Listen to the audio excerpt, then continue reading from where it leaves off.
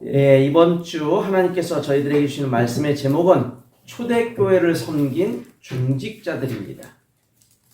자, 초대교회가 부흥하기 시작했습니다. 부흥의 이유가 뭘까요? 또 부흥이라는 것이 어떤 의미를 갖는 걸까요? 살펴보면 초대교회가 부흥하게 된 이유는 오직 한 가지였습니다. 그게 뭐냐? 그리스도의 복음. 다시 말해서 예수 그리스도의 십자가 대속과 부활의 메시지가 지속적으로 증거되었기 때문입니다. 사도행전 2장 36절이나 3장 15절, 4장 12절, 4장 33절, 그리고 5장 42절을 보면 그리스도의 복음, 그리스도의 십자가 대속과 부활의 이 메시지가 선포되어지면서 사람들이 모이기 시작했고, 사람들이 말씀의 은혜를 받기 시작했고, 사람들이 교회를 섬기기 시작했다는 겁니다. 이것이 부흥의 이유였어요. 자, 그렇다면 부흥이라는 말이 단순히 숫자적인 증가만을 의미하느냐? 그렇지 않습니다. 부흥의 가장 중요한 의미는 뭐냐? 각각의 개인들이 자신들의 영혼, 자신들의 삶에서 복음으로 인한 변화, 복음으로 인한 깨달음, 복음으로 인한 각성, 이것이 먼저 일어나야 됩니다. 그럴 때 그들이 주님 앞에 나아오게 됐는데 그 수가 증가하게 됐다라는 겁니다. 그 수적인 증가는 눈에 보이는 결과예요. 눈에 보이는 결과. 그러나 보이지 않는 그 이면에는 뭐가 있어야 되느냐? 각각의 개인이 하나님 앞에 말씀으로 은혜 받고, 말씀으로 내가 변화되어지고, 말씀으로 내가 깨달아지고, 그래서 더욱더 은혜를 사모하는 마음으로 바뀌어야 된다는 겁니다. 그런 사람들이 모여서 숫자적인 증가를 이루게 되어 우리는 그것을 부흥이다라고 말하는 거예요. 초대교회 성도들을 우리가 바라보면 특징이 있죠. 이렇게 개인의 영혼과 삶의 변화가 일어나고 깨달음이 일어나고 은혜에 대한 사모함이 일어났던 이들이 언제 어디서든지 모였다라는 겁니다. 모였다. 그리스도의 복음을 중심으로 모여서 신앙생활을 했다라는 겁니다. 그게 중요하잖아요. 그게. 교회는요, 각 개개인이 교회입니다. 하나님 앞에 주의 성령을 가진 개개인이 교회예요, 교회. 그런데 교회의 의미는 여기에만 국한되는 것이 아니라 그렇게 구원받은 하나님의 자녀들, 하나님의 함께 하심을 누리는 하나님의 자녀들이 함께 모여서 주님께 찬양을 올리고 주의 말씀을 함께 나누고 떡을 떼는 것, 그 자체의 모임이 또한 교회입니다. 그래서 교회를 단순히 건물로 생각하는 분들이 있다면 그건 잘못 생각하는 거예요. 교회는 하나님 중심입니다. 언제나. 교회는 구원받은 하나님의 자녀들이 하나님 앞에 1대1로 예배드리고 1대1로 말씀을 묵상하고 1대1로 주님을 찾는 것, 그 자체도 교회입니다. 그러나 여기에만 국한되는 것이 아니라 그런 개개인들이 모여서 함께 주님을 찬양하고 주의 말씀을 듣고 주님 앞에서 함께 교제하고 떡을 떼는 것 자체가 또 교회란 말이에요. 그래서 교회는 건물의 문제가 아니라 개개인이 모여서 하나님을 찬양하고 하나님 앞에서 신앙생활하는 것 자체가 중요하다는 겁니다. 자, 초대교회가 바로 그랬습니다. 그리스도로 한 마음 한 뜻이 되었습니다. 그리고 숫자적인 성장, 숫자적인 증가도 일어났습니다. 그런데 이러한 숫자적인 증가와 숫자적인 성장은 일어났지만 그와 동시에 뭐가 생겨났느냐? 교회 내부에 여러 가지 문제도 발생하게 됩니다. 그래서 큰 교회일수록 더 많은 문제와 사건들이 일어납니다. 왜 그럼 일어날까요? 이런 문제와 사건들이. 오늘 말씀도 마찬가지입니다. 초대교회에 문제와 사건이 일어났습니다. 그런데 오늘 말씀 속에서 우리가 깨달아야 될 것이 있습니다. 문제와 사건이 교회 내에 일어나게 됐지만 그 문제와 사건을 통해서 하나님께서는 주의 교회를, 주의 축복된 교회를 보호하시고 이끌어 가시고 더 크게 성장시키신다라는 그 비밀을 우리가 알아야 됩니다. 그래서 오늘 말씀을 통해서 그리스도의 몸된 교회를 위해서 하나님은 어떠한 축복과 어떠한 인도하심을 이끌어 가시는지 그것을 깨닫는 복음의 증인들이 다 되시기를 주님의 이름으로 축원드립니다. 첫 번째입니다. 영적 본질의 집중입니다. 자, 6장 1절을 보면 제자가 더 많아졌다라고 되어져 있습니다. 제자가 많아졌다. 그런데 우리가 생각하면요. 제자 그러면 그리스도의 12제자를 생각하기가 쉽습니다. 그렇지 않습니다. 이제는 그리스도 12제자뿐만 아니라 예수 그리스도를 믿는 누구나가 제자가 될 수 있습니다.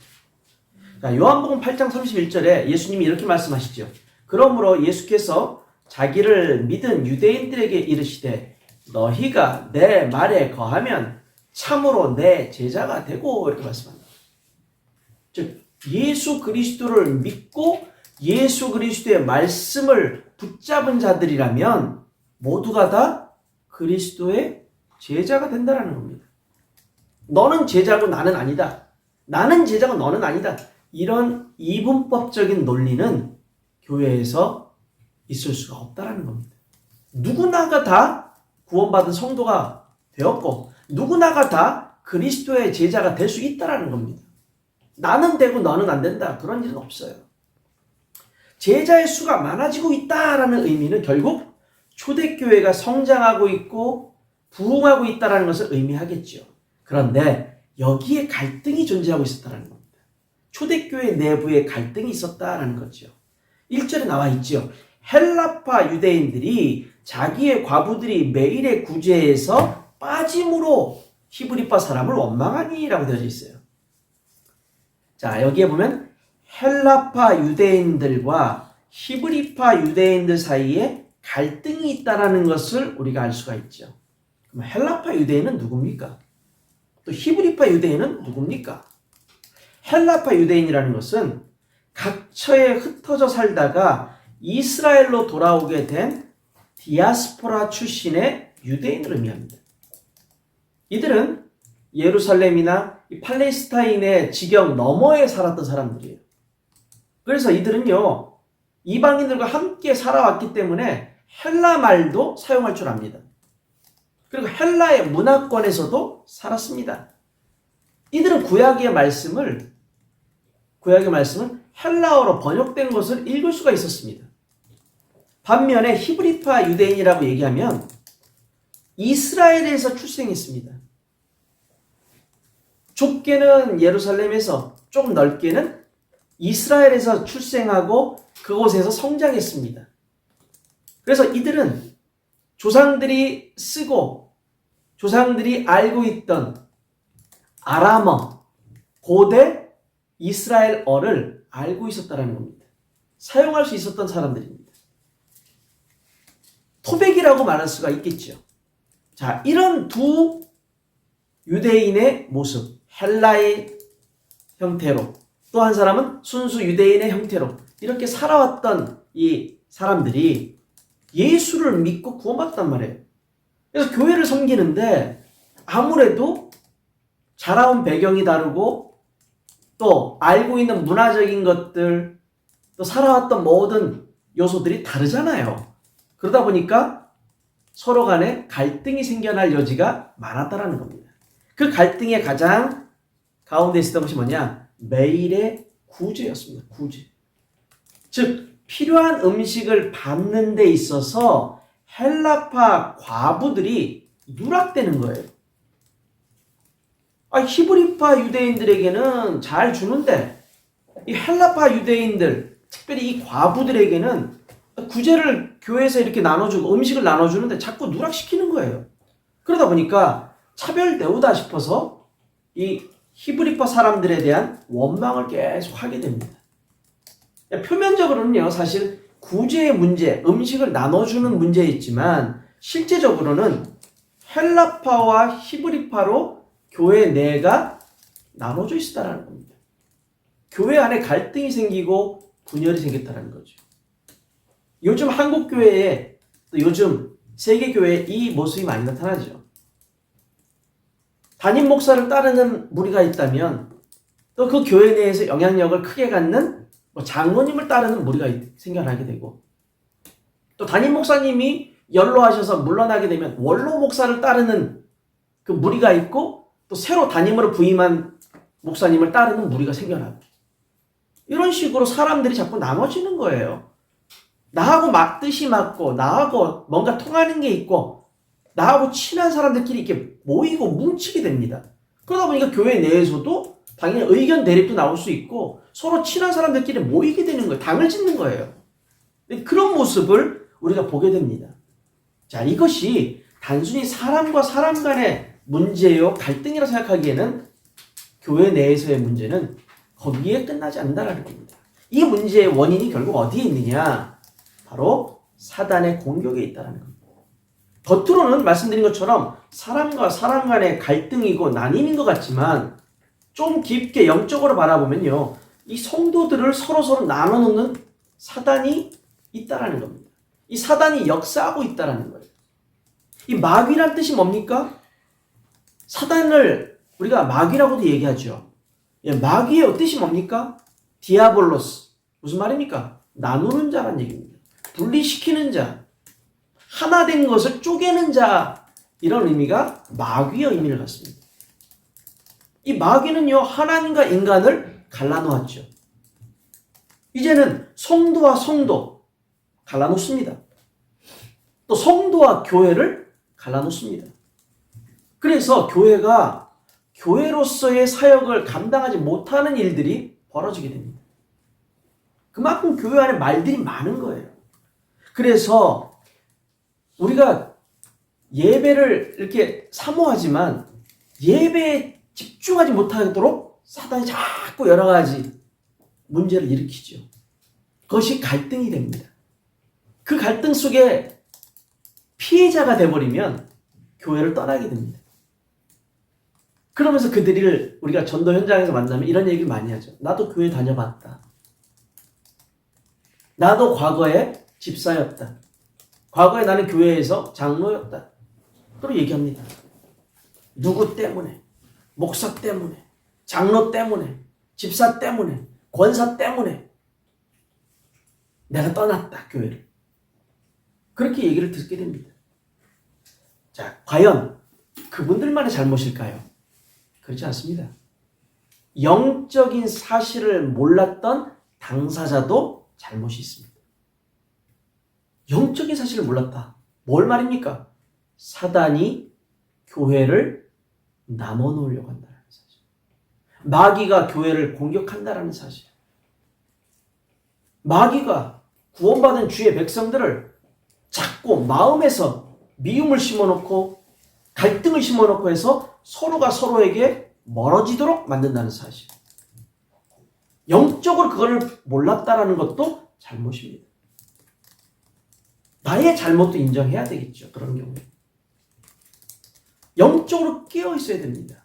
우리의 싸움은 혈과 육에 대한 싸움이 아니라고 바울은 얘기했습니다. 바울은 뭐라고 얘기합니까? 영적 싸움이다. 영적 싸움이다. 그래서 사단에게, 마귀에게 틈을 주지 말라고 얘기합니다. 하나님의 전신갑주를 입고 있으라고 말합니다. 그러지 못한 나도, 교회를 떠난 나도 결국에는 잘못했다는 거죠. 영적으로 깨어있지 못했으니까. 영적으로 마귀에게 틈을 줬으니까. 영적으로 하나님의 전신갑주를 입지 못했으니까 그렇게 말하는 사람도 잘못됐다는 겁니다. 본인도 책임이 있다는 겁니다.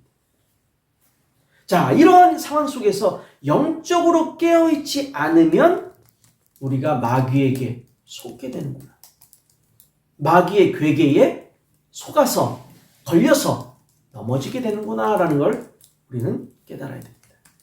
자, 이러한 갈등이 생겼을 때 사도들은 어떻게 문제를 대처했습니까?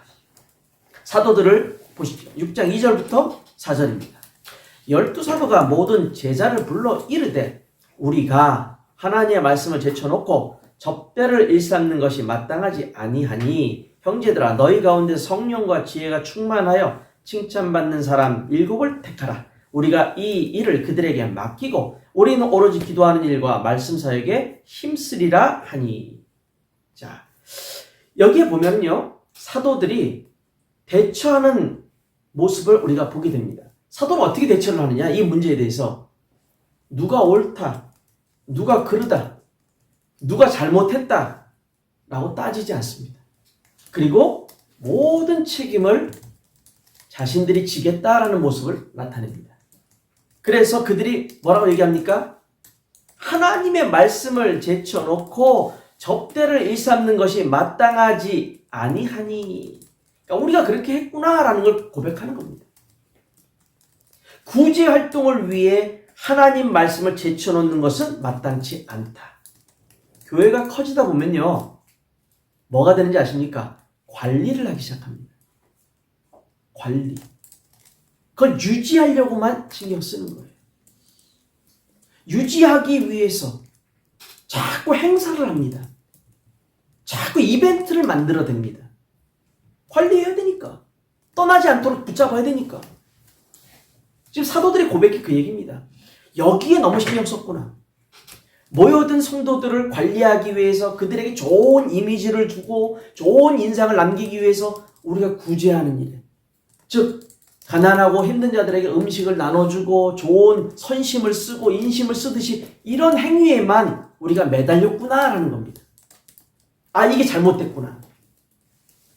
이게 중요한 게 아니구나. 우리가 해야 될 본분을 잊어버렸구나. 그게 뭡니까? 하나님의 말씀. 하나님의 말씀을 제쳐놓고 다른 일에 내가 우선적으로 신경 썼구나라고 고백하는 겁니다. 교회가 그랬다라는 거죠. 사도들이 그랬다는 얘기는 교회의 주요 일꾼들이 하나님 말씀보다 어디에 더 신경을 많이 썼느냐? 이벤트에, 행사에, 성도들이 떠나가지 못하도록 현상 유지되어지고 더 많이 이벤트를 통해 모이도록 만드는 데만 신경 썼다라는 겁니다. 그게 고백하잖아요. 하나님 말씀을 제쳐놓는 것은 마땅치 않다. 우리의 사명이 따로 있었지 않냐. 우리의 사명이 뭐냐? 하나님 말씀을 전하는 거였다. 복음을 전하는 거였다라는 겁니다. 그래서 매일의 구제를 하기 위해서, 즉 교회의 행정을 하기 위한 일꾼을 따로 세우자라는 거였어요. 그렇게 세워놓고 교회의 모든 것은 그런 여러 가지 일들은 이분들에게 맡겨놓고 우리는 오직 기도하는 일과 말씀 사역에 전념하자라는 거였습니다. 여러분, 교회 안에는요 직분이라는 것이 있습니다. 직분. 목사는 목사로서의 직분이 있습니다. 장로는 장로로서의 직분이 있죠. 집사는 집사로서의 직분이 있습니다. 렘넌트는 렘넌트로서의 직분이 있죠. 우리가 가지고 있는 이 직분은 하나님이 주신 겁니다. 하나님이 주신 직분을 내가 놓치고 있다. 그 직분을 내가 감당하지 못하고 있다. 아니 그냥 멍하니 그냥 있다. 그 의미가 뭔지도 모르고 있다. 그렇다면 교회는 멈춰버립니다. 교회는 아무것도 못하게 됩니다. 직분을 내가 온전하게 깨닫고 그 중요한 의미를 감당할 수 있도록 내가 주님 앞에 기도한다면, 하나님 앞에 인도받기 위해서 기도하고 하나님 앞에 늘 묵상하고 있다면 교회는 나를 통해서 하나님이 움직이심을 깨닫게 됩니다. 부족한 나를 통해서 내가 교회에 있어야 될 자리를 깨닫게 되고, 이 교회를 위해서 내가 헌신할 수 있게 되고, 이 교회를 품고 기도해 줄 수 있게 되고, 그리고 함께 교회와 함께 나아갈 수 있게 됩니다. 그것이 진짜 중요한 영적 성장이고 발전의 비밀입니다. 성도 여러분, 우리는 언제나 그리스도 중심으로 신앙생활을 해야 됩니다. 그리고 이 교회에 우리가 소속되어 있는 한 교회와 함께 영적 성장을 이루고 영적 발전을 이루어 가야 됩니다. 내가 바로 그 일의 주인공이란 이 사실을 잊지 마시고 늘 주님 앞에 호람대오하며 승리하는 저와 여러분 되시기를 주님의 이름으로 축원드립니다. 두 번째입니다. 초대교회의 중직자들입니다.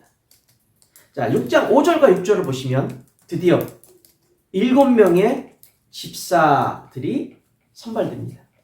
선발 기준이 뭐였죠? 선택의 기준이 뭔지를 알아야 됩니다. 그냥 나이가 있고 결혼을 했고 교회 온 지 몇 년 됐으니까 너 집사해. 이게 아닙니다. 초대교회에는 분명한 기준이 있었습니다. 그 기준이 뭐냐? 성령과 지혜가 충만한 자. 그리고 또 칭찬받는 자. 다시 말해서 사람들로부터 인정받는 자라는 얘기입니다. 교회 안에 있는 사람들뿐만 아니라 교회 바깥에 세상 사람들로부터도 인정받는 자. 평판이 좋은 자를 기준으로 삼았다라는 겁니다. 왜? 복음에 유익해야 되니까. 성령 충만한 자를 기준으로 삼았죠. 성령 충만한 자가 기준이 된 이유는 뭡니까? 하나님께 집중된 자냐? 오직 하나님만 바라보는 자냐? 아니냐? 이게 중요하다는 얘기예요. 하나님 앞에서 코람데오 신앙생활을 하느냐? 안 하느냐? 중요하죠. 하나님의 뜻과 계획이 담겨있는 말씀을 내가 온전하게 붙잡고 그 말씀에 의거하여 살아가는 자냐? 아니냐? 중요하다는 얘기입니다. 두 번째가 지혜가 충만한 자 그랬습니다. 이거는요 사실 성령 충만한 자와 별반 차이가 없어요. 왜냐하면 지혜는 누가 주시는 겁니까? 하나님이 주시는 거잖아요. 그러니까 하나님께 집중된 자라면 지혜가 충만할 수밖에 없겠죠. 근데 그런 의미도 있지만 또 한 가지는 뭐가 있느냐? 생활에 필요한 실천적인 지혜. 행정과 사무에 필요한 지혜. 그 지혜를 가지고 있는 자냐라는 겁니다. 영적인 지혜와 함께 살아가는데, 생활하는데, 사물을 보는데도 실천적으로 필요한 지혜를 갖춘 자냐 아니냐라는 것도 중요하다는 겁니다. 세 번째가 칭찬받는 자. 아까 말씀드린 것처럼 타인에게 인정받는 자. 타인에게 평판이 좋은 자. 한마디로 말해서 교회 내에서나 교회 밖에서나 다른 사람의 모범이 될 수 있는 자냐 아니냐라는 겁니다. 모범. 다른 사람에게 좋은 모델이 될 수 있는 사람이냐 아니냐. 이게 기준이었다는 거예요. 자, 이걸 누가 선발했습니까? 이러한 사람 누가 선발했습니까? 목사가 선발했습니까? 장로가 선발했습니까? 아니요. 성도들이 직접 선발했다는 겁니다. 성도들이 직접. 참 안타깝게도 요즘 교회는 이렇게 선발하지 않지요. 요즘 교회는 여러 교구를 맡고 있는 목사나 전도사와 그 지역의 장로들이 추천으로 하게 되죠. 그렇지 않습니다. 초대교회는요, 성도들이 했습니다. 성도들이 직접 선택했다니까요. 사도들은 뭐 했습니까? 기도하고 안수해 줬어요. 사도들은. 자, 이렇게 7 집사가 선발되어졌습니다. 자, 이들의 사역이 뭐였습니까? 교회 내에서의 사역이 있죠. 뭐였습니까? 그 전에 어떤 갈등이 있었습니까? 헬라파 유대인들과 히브리파 유대인들 간에 갈등이 있었죠. 구제로 인해서. 근데 이들이 세워지고 교회의 행정이나 사무나 구제나 재정이나 이런 일들을 맡게 되니까 이 갈등이 사라져버렸어요. 이 갈등이. 또 이들의 이름을 한번 보세요. 이름이 스데반, 빌립, 브로고로, 니가노르, 디몬, 바메나, 니골라. 이 이름들은요 모두 헬라식 이름입니다. 헬라식 이름. 이걸 우리가 봤을 때는 이 7명이 헬라파 유대인들에게서 뽑혀진 사람들, 선발된 사람들일 가능성이 높습니다. 이게 굉장히 중요한 의미를 가져요. 왜? 헬라파 유대인에서 뽑혀질 가능성이 높다. 이 헬라파 유대인들, 아까 뭐라고 말씀드렸습니까? 헬라어를 구사할 수 있었다라는 것. 헬라의 문화를 익히고 있었다라는 것. 이게 앞으로는요, 왜 중요하냐? 이후에 진행되어질 복음 사역이 이방인들에게로 복음이 증거되어지잖아요. 그죠? 이방인들을 더 품을 수 있는, 더 이해할 수 있는 그러한 사역자들이 되었다는 겁니다. 유대인들의 특징이 뭡니까? 특별히 이스라엘에서 나고 자라난 유대인들의 특징이 뭡니까? 선민사상입니다. 선민사상. 우리만 구원받는다. 하나님은 우리만 택하셨다. 우리만. 그래서 율법적인 기준을 가지고 비록 그리스도를 영접했지만 구원받았지만 율법적인 기준과 잣대가 남아있잖아요. 이것이 이후에 정말로 이방인들의 복음 전하는 것이 가당하긴 하냐 이런 문제로 발전이 되어버립니다. 이후 사도행전을 보면 이 내용이 나오거든요. 그런데 헬라파 유대인들은 어땠습니까? 자신들이 해외에 살고 있었던 얘기 쉽게 말하면 이스라엘 범주를 떠나서 해외 물을 조금이나 먹어봤단 말이에요. 해외 여행을 좀 다녀봤단 말이에요. 해외에 있어봤단 말이에요. 그러니까 그 사고방식이 좀 다른 것도, 생활방식이 좀 다른 것도 이해할 수 있고 받아들일 수 있다는 겁니다. 근데 그렇지 않으면 절대 이해 못하죠. 그 안에서만 갇혀 있었으면 우리나라 기준으로, 우리의 생각의 기준으로 판단을 해버립니다. 그래서 이게 굉장히 중요한 의미를 갖는 거예요. 자, 이들이 이렇게 교회 내에서 사역도 했고 이제 교회 바깥에서도 사역을 하게 됩니다. 교회 밖에서는 당연히 그리스도의 복음을 계속해서 전파하게 되죠. 선민 사상이 강했던 이 히브리파 유대인들보다는 이방 민족들을 더 폭넓게 수용할 수 있고 또 복음을 전할 수 있는 사역의 주인공들이 바로 이 7명의 집사들이 기준이 되어서서 이들을 중심으로 하는 그러한 사역이 이루어졌다는 겁니다. 그 중에서도 7명의 집사들 가운데 누가 제일 먼저 언급됩니까? 스데반과 빌립입니다. 스데반과 빌립. 이들이 왜 먼저 언급이 됐을까요? 이거는 단순히 그냥 이렇게 순서를 정해 쓴 게 아닙니다. 다 이유가 있다는 겁니다. 우연이 아니라는 겁니다. 스데반의 이름이 먼저 언급된 이유는 뭡니까?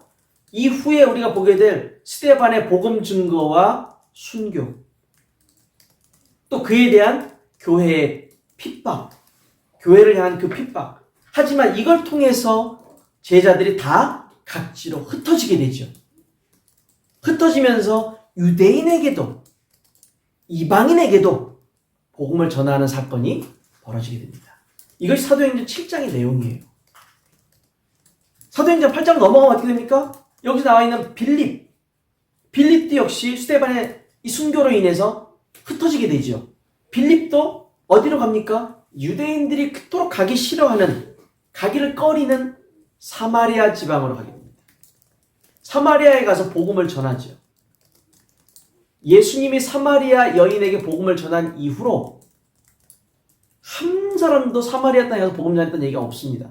근데 그 이후에 나타난 인물이 누굽니까? 빌립이에요. 빌립이 사마리아 땅에 가서 거기서 복음을 전하게 됩니다. 그리고 그걸 끝인가요? 아니죠. 에티오피아 네시에게도 복음을 전하게 됩니다. 이 내용이 사도행전 8장에 나오잖아요.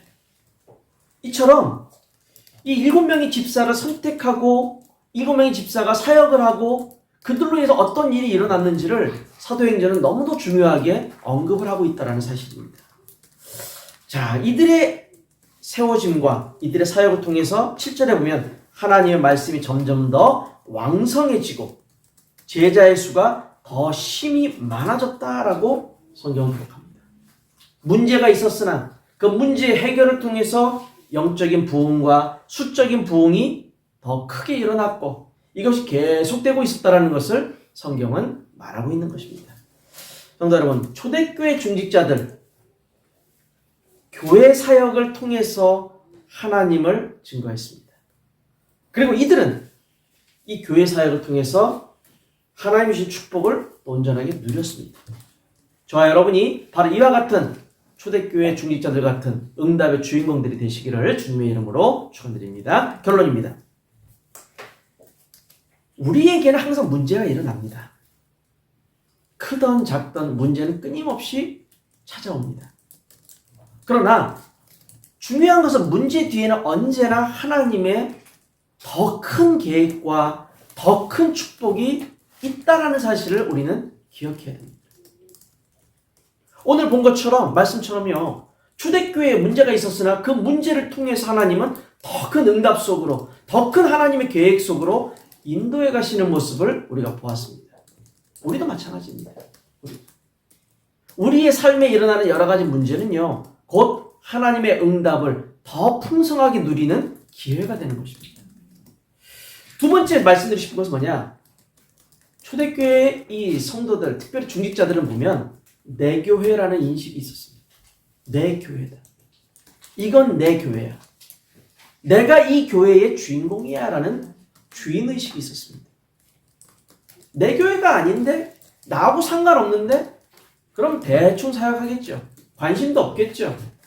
교회에서 어떤 일을 하는지, 어떤 사역이 진행되고 있는지, 어떤 현장에서 어떻게 하나님께서 하시는지 관심이 없어. 왜? 나하고 상관없으니까. 그러면 그 사람은 교회에서 하나님이 주시는 그 응답의 흐름 속에 있지 못하게 됩니다. 나는 개인적으로 응답받을 수 있겠죠. 그러나 거기뿐입니다. 그 이상의 응답은 없습니다. 제가 말씀드렸죠. 하나님 주신 응답은 두 가지로 온다고. 첫 번째, 하나님과 나와의 1대1의 관계 속에서 하나님 주신 응답이 있습니다. 두 번째, 하나님이 친히 세우신 몸된 교회를 통해서 주시는 응답이 있습니다. 그 두 가지 응답을 다 누려야 되는데 안타깝게도 반밖에 못 누리고 있다. 정말 안타까운 일이죠. 내 교회. 크던 작던 수가 많던 적던 나의 교회. 내가 이 자리에 있어야 될 이유를 알고 내가 이 교회를 섬겨야 될 이유를 알고 내가 이 교회와 함께 가야 될 이유를 안다면 우리는 그 주인공으로서 하나님 앞에 쓰임받게 됩니다. 세 번째, 교회가요 더욱더 하나님 앞에서 원리스, 한마음, 한뜻, 한 팀이 되어서 나아가야 됩니다. 이걸 위해서 성경이 말씀하고 있는 내용이 뭡니까? 5인 1조 기도팀이라는 거죠. 5인 1조. 팀을 이루어서 함께 기도하고 서로를 위해 기도하고 함께 말씀도 포럼하고 함께 할 수 있는 걸 만들어가라는 겁니다. 이 5명이 안 되면 3인 1조, 셋이 한 팀이 되어서 기도하고 말씀을 함께 나누고 포럼할 수 있는 그 팀이 이루어져야 된다는 거죠.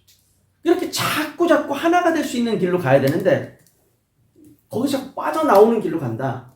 그럼 응답으로부터 멀어지는 거죠. 우리는 주님 안에서 하나입니다. 초대교회도 하나였고 모든 성도들이 하나로 움직였습니다. 그 기준은 뭐였느냐? 그리스도였습니다. 그리스도의 복음이었습니다. 이걸 중심으로 신앙생활했고 이걸 중심으로 하나님 앞에 섰고 이걸 중심으로 하나님의 인도함을 따라갔던 겁니다. 바로 우리가 이와 같은 영적인 주인공들이 되어야 됩니다. 성도 여러분, 우리가 이번 한 주간도 하나님 앞에서 주님이 원하시고 주님이 사용하시는 성도의 축복으로, 제자의 축복으로, 증인의 축복으로, 그리고 언제나 주님을 기쁘시게 하는 자의 모델로 이번 한 주간도 승리하시기를 주님의 이름으로 축원드리겠습니다.